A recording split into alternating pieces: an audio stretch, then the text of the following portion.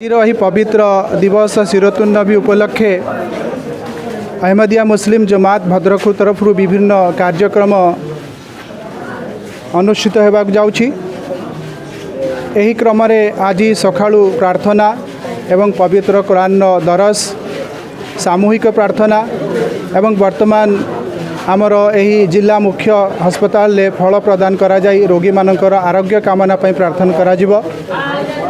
यह हूँ इस्लाम रो मूल मंत्र जे जो देश रे रहुछ से देश प्रति प्रेम कर, से देशवासी प्रति अगाढ़ प्रेम निश्चित भाव जाहिर कर। बा यह सहित इस्लाम मध्य यह कहूँ जे जो उपासना अच्छी अथवा प्रार्थना अच्छी ता दुई प्रकार।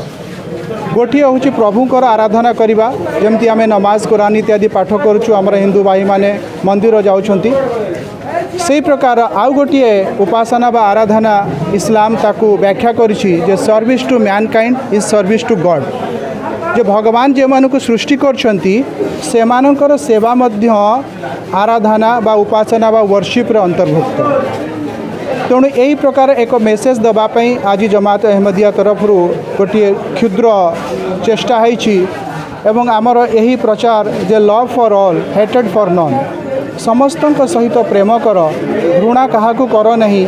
यह ही इस्लाम रो संस्थापक इस्लाम स्रष्टांकर एक महत् बाणी थिला। से ही बाणी रो प्रचार करवा आज दिन मुख्य उद्देश्य।